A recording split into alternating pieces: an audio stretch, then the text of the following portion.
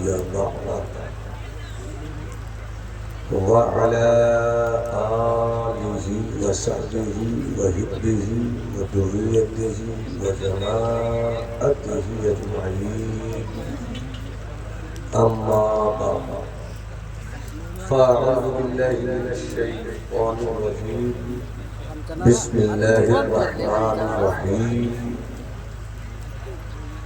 وما خلقت الجن والإنس إلا ليعبدون صدق الله العظيم وبلغنا رسوله النبي الحبيب العتوق الأمين الكريم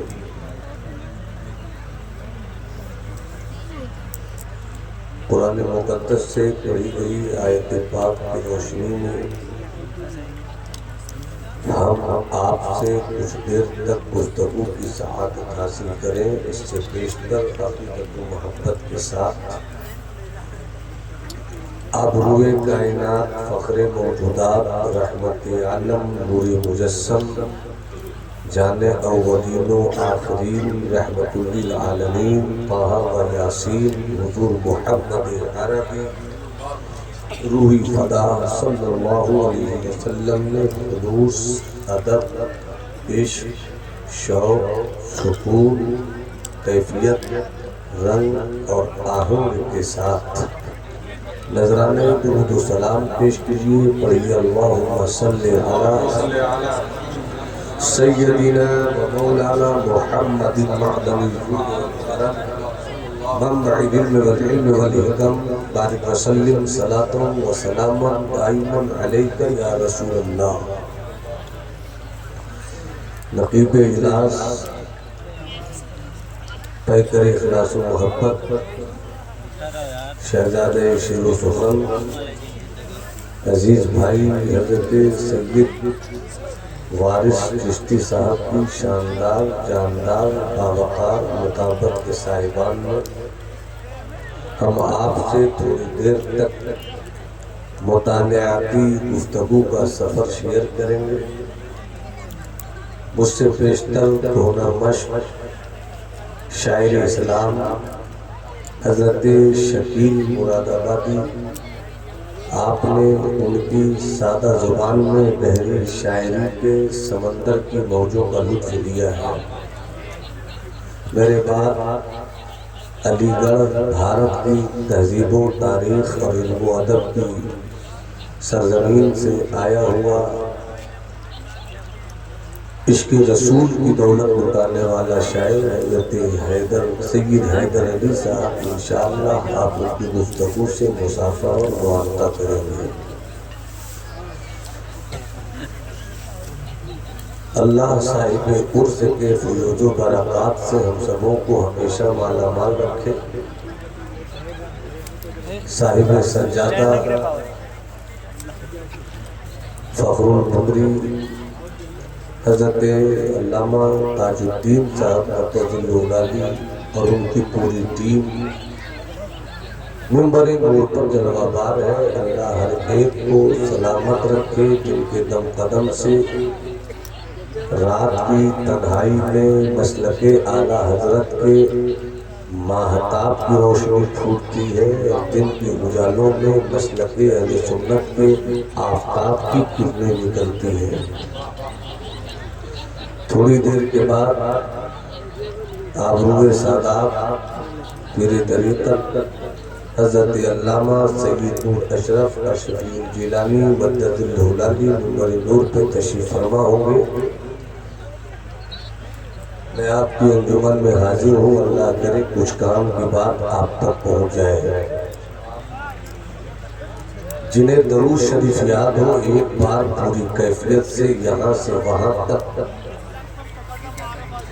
پوری زندگی کے ساتھ سنائے۔ پڑھی اللہم صلی علی سیدنا و مولانا محمد معدن الجود والکرم منبع العلم والعلم والحکم بارک وسلم صلاۃ و سلام دائما علیک یا رسول اللہ صلی اللہ تعالی علیہ وسلم۔ عرس سراپا قدس کا موسم ہے۔ آپ ایک مرد حق آگاہ کے عرس کی بارش کے برستے ہوئے موسم میں خود کو نہانے کی خاطر آئے۔ عرس سب کا نہیں ہوتا، عرس اسی کا ہوتا ہے جو اللہ کا بندہ ہوتا ہے۔ بندے آپ بھی ہیں،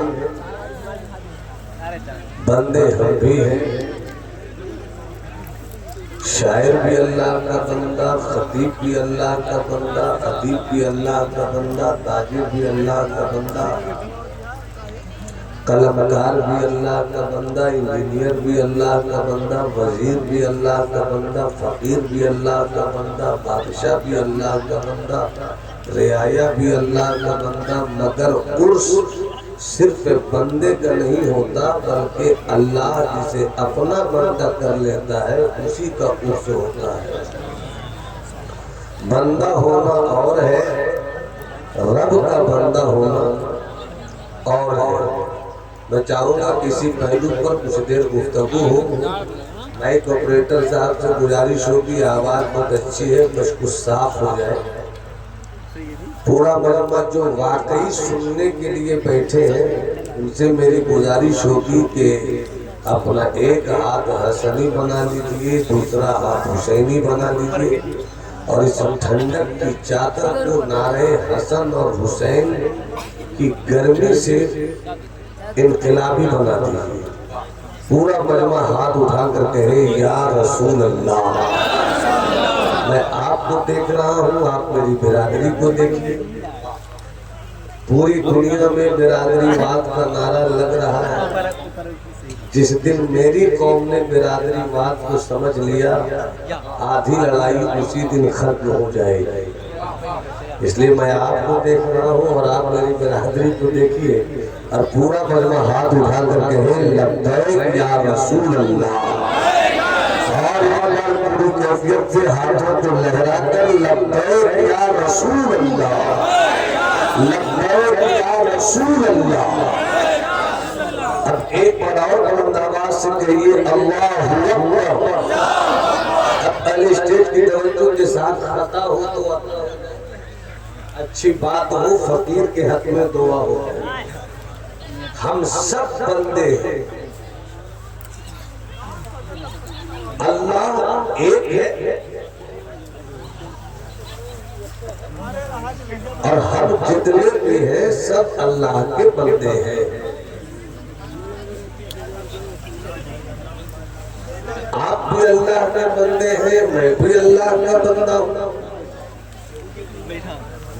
ایک چھوٹا سا سوال ہے آپ سے، یہ تو بڑی آسانی سے ہم نے اور آپ نے کہہ دیا کہ ہم سب اللہ کے بندے ہیں، مگر سوال یہ ہے کہ بندہ کسے کہتے ہیں؟ ڈاکٹر اسی کو کہتے ہیں جس کو علاج کرنا آتا ہے۔ انجینئر وہی ہے جو اپنے علم اور شعور کی بنیاد پر خالی زمین پہ ایسا نقشہ نکال دے کہ جس نقشے کی روشنی میں زمین کی کوڑائی ہو اور اس پر اینٹ پر اینٹ چھلی سیمنٹ چھڑ بالو لگا دیا جائے تو وہ زمین دیکھتے ہی دیکھتے ایک عظیم الشان عمارت کی صورت میں تیار ہو جائے۔ استاد وہی ہے جو شاگرد کے ذہن و دماغ میں سبق اتار دے۔ پیر وہی ہے جو اپنی نگاہ سے اپنے مرید کے دلوں کے گندے کاغذ کو صاف ستھرا کر دے۔ اسے ڈاکٹر نہیں کہا جائے گا جسے علاج کرنا نہیں آتا ہے،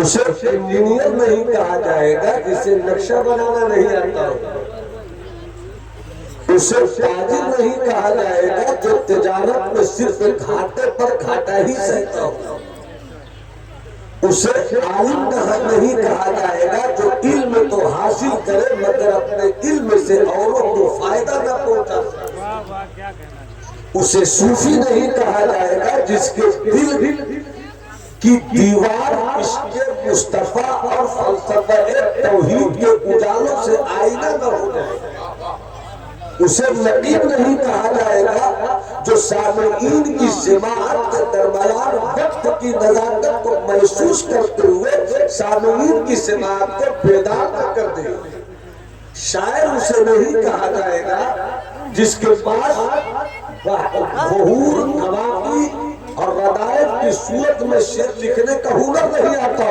ہو اگر یہ سچ ہے تو پھر جسے بندگی کرنا نہیں آتا اسے بندہ بھی نہیں کہا جاتا دعوت سب